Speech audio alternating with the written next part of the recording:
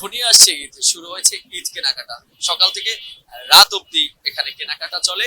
আমি রয়েছি বিভাগীয় শহর বরিশালের সবচেয়ে বড় বাণিজ্যিক যে এলাকাটি, সেটি হচ্ছে চকবাজার।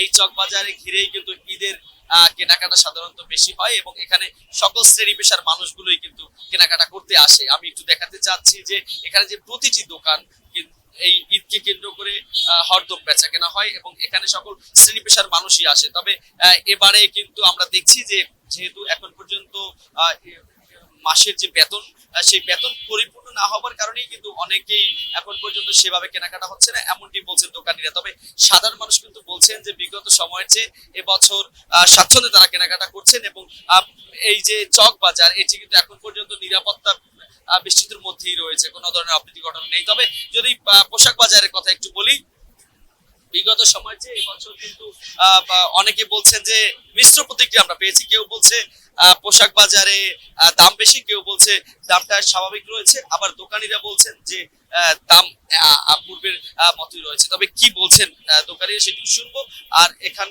এখান থেকে আসলে কি বলছেন যে ক্রেতারা, আমরা সে কথাগুলো শুনবো তাদের মুখে। মূলত আসলে এবার কেনাকাটার যে বিষয়টি, সেটি প্রথমে যদি একটু শুনি, যে আমাদেরকে একটু বলেন এবার দাম কেমন পোশাকের? দাম আগের মতোই আছে, বরাবরের মতোই আছে, দাম মানে কমে নাই, স্বাভাবিক।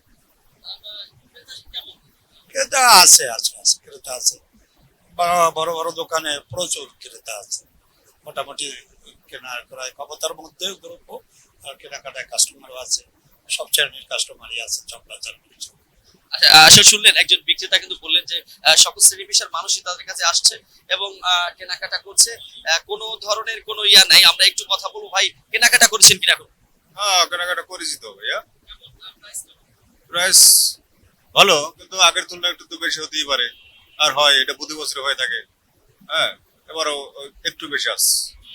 আসলে শুনলেন যে যেমনটি যে সবসময় ক্রেতা যারা রয়েছে তারা কিন্তু এই অধিক মূল্য এই বিষয়টা কিন্তু বলে থাকে, আর বিক্রেতারা কিন্তু সবসময় বলে যে ক্রয় ক্ষমতার মধ্যে। আসলে মধ্যেও ভাগে যে বিষয়টি, সেটি হচ্ছে যে আসলে প্রতি বছরই কিন্তু নতুন নতুন পোশাক যেমন আসে, ঠিক তেমন দামটিও বৃদ্ধি পায়, এমনটি আসলে তারা বলছে। তবে আমরা গোটা বাজার ঘুরে, এলাকা ঘুরে যেমনটি দেখেছি যে হ্যাঁ, এবছর কিছুটা পণ্যের দাম বৃদ্ধি পেলেও তবে শাড়ির চাহিদাটা কিন্তু অনেক বেশি এবং নারীদের যে প্রথম পছন্দ শাড়ি, সেটি কিন্তু আমরা দেখতে পাচ্ছি যে প্রতিটি দোকানে কিন্তু নারীদের শাড়ির যে পছন্দ, সেটা প্রথম তালিকায় থাকে। তবে শিশুদের জন্য নতুন নতুন ড্রেস আসছে, সেগুলো তারা পছন্দ করছে। তবে যেহেতু ঈদের বাকি এখনো বেশ কদিন, সুতরাং ঈদ যত ঘনিয়ে আসবে ততই আসলে এই বরিশালের বাজার আরো জমে উঠবে। অথবা পরবর্তীতে আমরা জানাতে পারবো যে বরিশালের বাজারে নতুন নতুন কি আকর্ষণীয় ড্রেস রয়েছে, মানুষের চাহিদার তুলনায় যে তাদের যে বাজেট, সেটা কতটা সামঞ্জস্য রয়েছে।